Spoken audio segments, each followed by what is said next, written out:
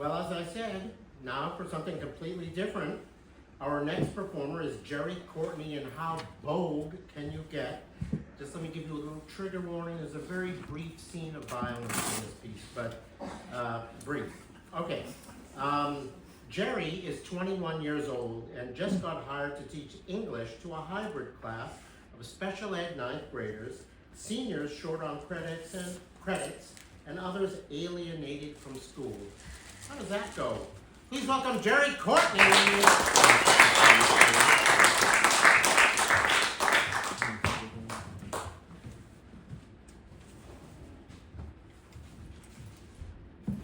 Hi.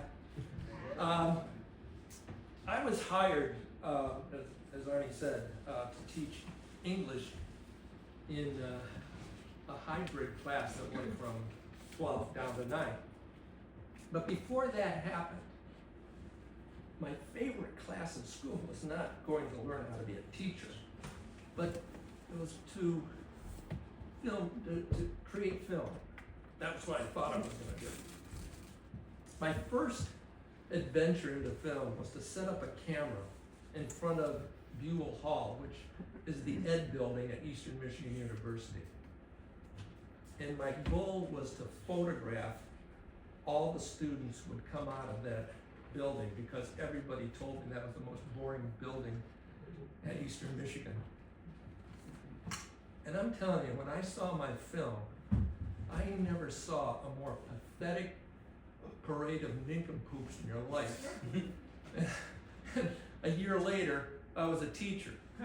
I want to explain to you how that transition happened. I was planning on going to law school, and I got rejected. My friend told me there was an opening at Northern High School in Detroit. The position wasn't filled. The position wasn't filled because Northern High School was the worst high school in Detroit. Now, I don't know if you know anything about that school, but how hard somebody would have to try to be the worst school in Detroit at that time. Anyway, I went in there and had a better time than I thought I would, and felt the challenge of being a teacher. I had another semester where I was preparing to go back in to take the test at for law school, but instead I took all these classes, class after class for ed schools, and I got my degree and I got my license, and I got hired at a school that was really rich. It provided the kids with all the support they would need. They had 2 Olympic-sized swimming pools, a radio station, and this is 1973. So I went in there, and I knew I was all over my head. I still didn't really know how to teach. The classes they gave me, as Arnie said, were a hybrid of different classes, 11th graders, 12th graders, those guys who probably needed credits. I had students who were on the honor roll, and I had students who were out of special ed. I don't want to go through each student. There were 35 students in the class, but I'll go through about 3 students. One guy's name was Richard, and Richard was a comedian, and he was getting paid for it. He was a magician, and he was getting paid for it. He'd be on local television. He was a nightmare to have in that class. The second one I want to tell you about, her name is Renee, and she had I entitled this piece, How Bogue Can You Go? And that was her name for anybody she didn't like or anything she didn't like. And to give you an example, my first assignment was to give the students the assignment to read a book called Planet of the Apes. And as a reward, I'd bring in a film and they could see the film afterwards.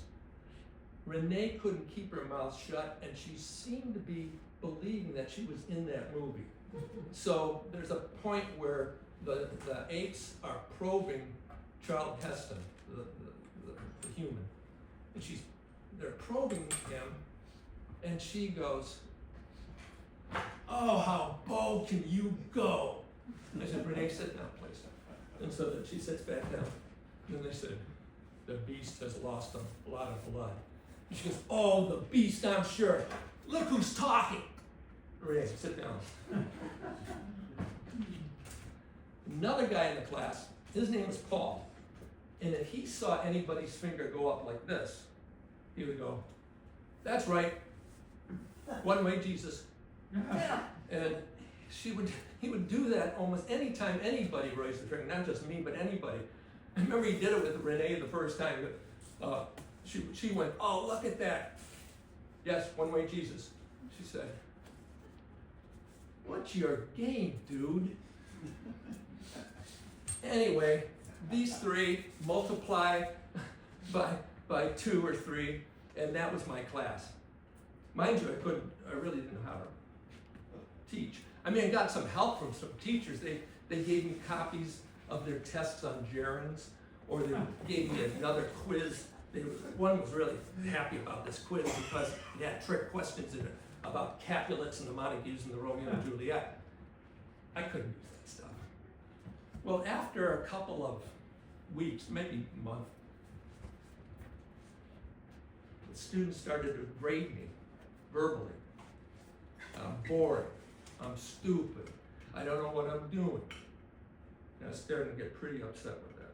I mean, Paul, the guy that one-way Jesus, he comes up to me and goes, Mr. Courtney, if my mother saw the way you teach, she'd have a cow. I ain't kidding you. Then this other kid, with all seriousness, comes up, a big guy named Dan, and he said, why should we listen to you? My father made 10 times more money than you'll ever make. And then Renee, walking around the classroom again, and I couldn't take any more. Renee, sit down! Oh, how bold can you go? She sits down. I jumped in my car and drove to my Uncle Bill's place because my Uncle Bill was like a mentor to me. He was not my father, he was very much like my father. He brought me up. And when I was in trouble, I'd always go to him. And he said, Bill, I'm going to quit.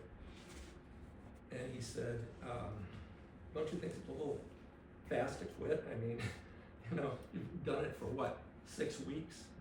Why don't you give it a chance? I said, no, I don't have to give it a chance. I want out. I don't want to be screaming at kids. So he said, well, when you wanted to go to law school, you talked about helping kids who were disaffected and oppressed. And, my definition of oppression is people who don't have the opportunities to learn the skills and knowledge to be able to change their lives. And I think if that is a working definition, I can't think of a better job than to be a teacher. It's something a lawyer can't do. And if that's what you want to do for kids, I think you're in the right spot. And I didn't say anything. And then Bill walked away. I think he was trying to give me a chance to calm down. And then he came back in and said, the funny thing about quitting is that the first time you do it, it's hard. Second time gets easier. The third time, it's so easy you don't even know you're doing it. I went back to school the next day. I was still steaming. I was still ready. I couldn't see myself continuing with this profession. And this guy that I was talking with off and on over a period of time, his name was Steve Williams.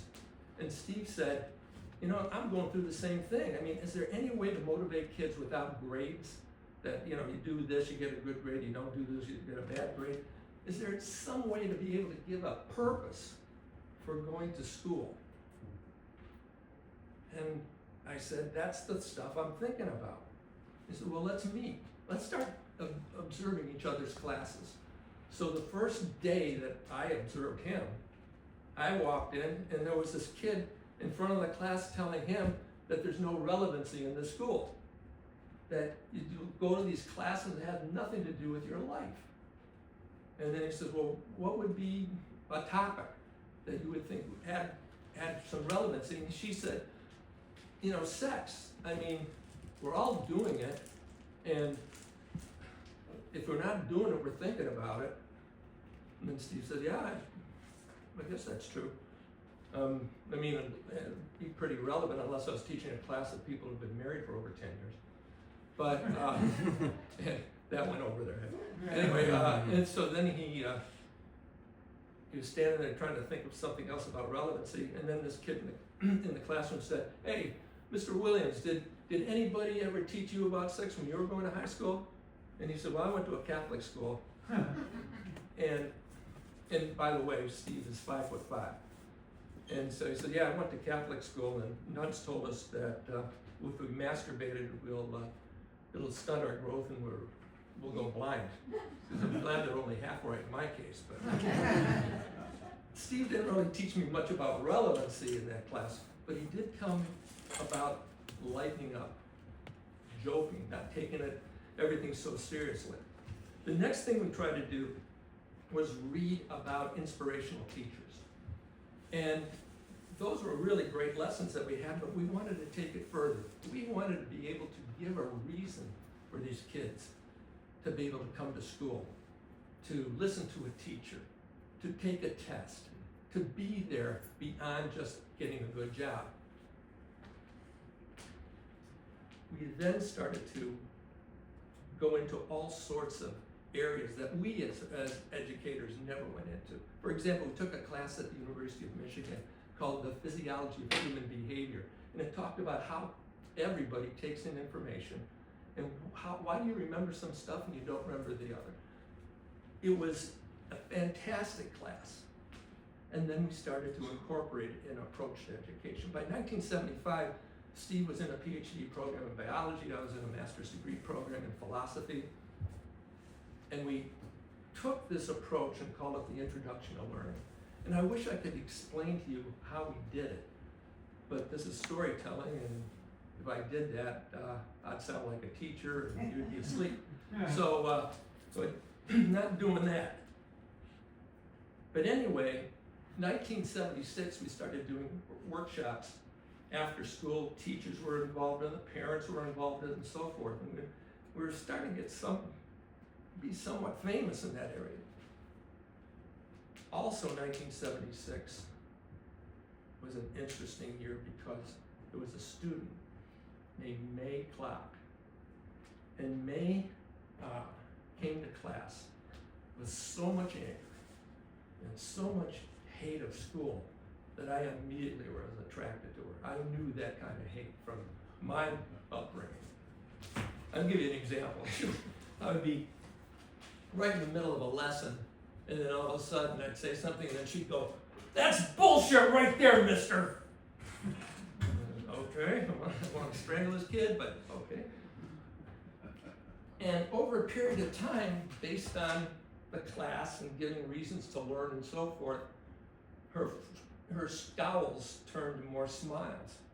And after a while, she began to like the class and be able to excel in it too. And then one day she gave me her journal, personal journal, not written for another class. And I started to read it. I took it home. And it was kind of interesting. But then I got to one entry that froze me. She talked about her mom. Mom was in a car accident when she was in 7th grade, or when she was 7 years old. And she was just being raised by her father at that point. And her father was a very rough man. And she wrote this story about her coming home late meaning like a half an hour late for dinner. And she wrote that her father forced her downstairs and wrestled the clothes off of her. Then he latched her to the furnace and began to inch up the degrees. I don't want to even go through any more of that. But what it did was trigger me. Because I grew up with a mother who was criminally insane. And when I was a little kid, she'd force enemas on me to get rid of the devil that's inside me. And then after that, she would burn, when I got a little bit older, she would burn my possessions in a kind of a ceremony, a religious ceremony. And then she would beat me when I got even older, and she signed off on a contract with the school to allow them to beat me too. It was a Catholic school. And at any rate, we kind of bonded. I mean, I got to meet her adopted parents. They were a wonderful family. I got to be with their psychologist, and he took care of the psychology needs, and I took care of the academic needs. And she began to get more integrated in the school. We loved that. I mean, Steve and I and the people who knew May. But there were some teachers by the time she got in 11th grade that she just couldn't abide by. One was Audrey Etchen. Audrey was a good teacher, but she wouldn't put up with people who were like May or any kid who needed extra help. One day, Steve and I are in the teacher's lounge, and she comes in, drops. She's tired, and she says, "Do you guys have May clock?" And then we said, "Yeah." She says, and I said, "I think she's great." And then she said, "I think she's a rude, impudent little girl, and certainly the most angry child I've ever seen in a high school." And then Steve piped up and said, "Well, she's been told to come to baseball practice for 12 years, and she just found out there's no game. I'd be pretty upset too." And then she said, "Oh, now we're going to hear from, the introduction to learning. Listen, I'm not going to kiss her ass to do work." And then Steve said, "Well, if that's all it took to kiss her ass to do some of the work that we want her to do, I'd do that in a second, because it's a lot easier than the contortions I'm going through, that's for sure." Well, as we got closer to graduation, May got into the University of Toledo. But there was a stipulation. The stipulation was that if she didn't complete every class in passing, she wasn't going to be allowed to go to Toledo. It was a long shot because she wasn't going to get into a college. Few days before, and when she did get into college, we celebrated. Right before the end of school, there was a teacher named Bob Town. He was a econ teacher, and he was giving her a 59. 60 is passing, but 59 is failing. And he was rigid. And the assistant principal, Jerry Morris, comes in, and I was called to this meeting, and we're talking about it. And Jerry says, "Listen, we have rules here, and you don't make any exceptions. She got a 59, she doesn't pass." And I said, "Come on, Bob, give her the 1% and let her get on with her life." And he said, "No, Bob, you know, being in the military, that you have rules, and you have to do it that way." And I said, "It's because you were in the military, Bob. You know that that's BS. That's not going to happen. Just give her the 1%. Well, anyway, long story short, he did do that. She graduated. 1982, I flew back to Detroit. Steve and I were doing a workshop in southeastern Michigan. I was living in San Francisco at this time, so we did our presentation, went to Steve's classroom, took a look at some of the work the students were doing, and then I was on my way out to the parking lot because I was catching a flight back home. And I ran into Jerry Morris, the assistant principal at the time, who argued vociferously not to graduate May. And he wanted to talk and catch up and that type of thing, so I did. He was now the principal of the school. I walked into his office, and there on his table was a paper from Toledo University. And on it says, May Clark, editor-in-chief. And below it, in red ink, she writes, "Read this, you fucking weasel." And I looked at Jerry and go, "What do you think?" And he said, "Yeah, I get that every week." He said, and believe it or not, I'm glad I do, because it's a reminder of what I could have done to that young lady. So I left Jerry, went on to the airport, and Metro Airport in Detroit is just on the west side of Detroit, and we took off. And a lot of times the planes don't reach a very high altitude. So I'm sitting in my aisle seat and I look down and I see Detroit. And then I see my neighborhood. And part of the neighborhood is gone. It's been burned down because of crack dealers. That was 82, and it continued to do until 89, until the whole area was burned down. It looked like Germany in World War II. And I looked down at there, and I thought, I'd have been down there if it weren't for my Uncle Bill. That his definition of oppression, of being able to find a way out, having opportunities to leave. And all my friends from elementary school didn't make it out. The girl that I talked about last week at Northern High, she made it out. JJ. But all the rest, as far as I know, did. And then we passed Detroit, heading west to San Francisco. And I just got comfortable in my seat and thought about my class.